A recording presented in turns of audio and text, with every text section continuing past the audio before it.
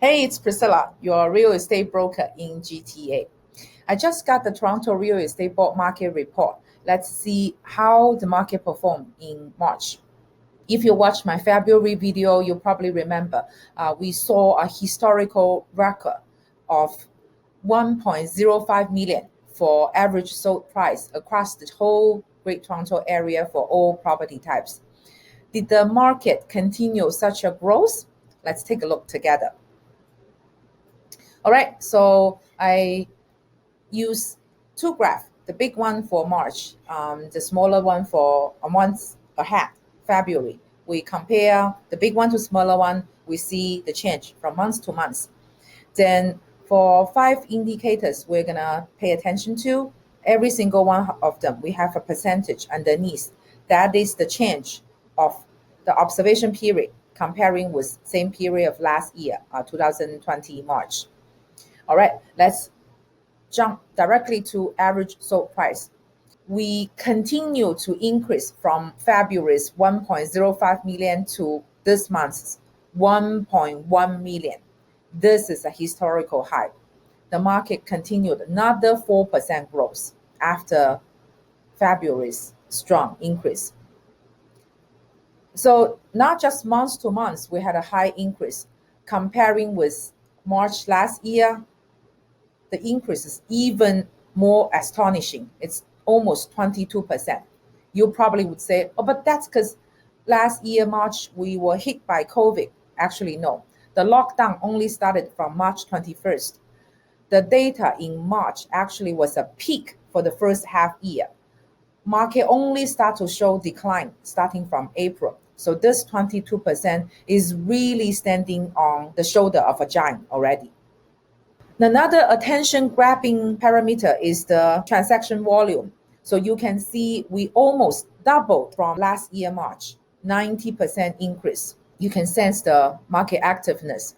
So a lot of sellers were actually attracted by the heat of the market, and you can see the new listing, new sellers had a 57% increase comparing with last year. So people want to sell their property at such a good price. But even with 57% increase, it's still far less than the market demand. So driven by such an imbalance of supply and demand, the price continued to today's level, 1.1 million. So I think it's quite easy to conclude that if the demand remains so strong, the price probably will continue to go up.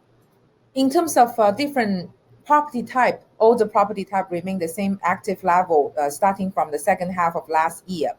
What I want to point it out is let's take a look like the condo apartment. So condo apartment, after 1 year decline in February, it first time show the bouncing back. So February had an 8% increase from January, and in March we had another 4.5% increase from February. So we can clearly see now even the last segment, downtown condo, has entered an uprising channel. But then you probably would say, is the supply and demand remain at the same dynamic after the news that the past 2 days OSFI announced that they're going to launch a new, more stringent distress test? Let's take a look at this news together. OSFI proposed a new stress test for uninsured mortgages. The purpose of this new distress test is to find out if current mortgage applicants are going to be afford the mortgage if the interest rate is going to be higher. We all know right now the interest rate is a historical low. What if we don't remain at the same level? What if the interest rate goes up 0.5% or 1%? Are they still going to be able to afford? Are they having the strong income to support that? So this distress test is to make sure that people can still afford the mortgage, not just at current low interest rate status. This is going to affect the borrowing power from the applicants. To a certain degree, I think it will restrain some of the demand.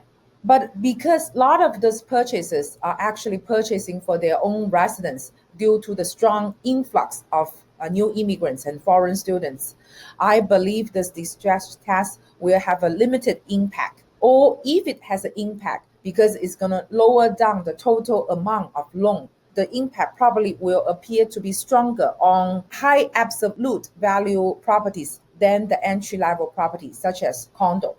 So as a matter of fact, people might need to trade down to more affordable properties. So condos demand may be even higher than before the distress test.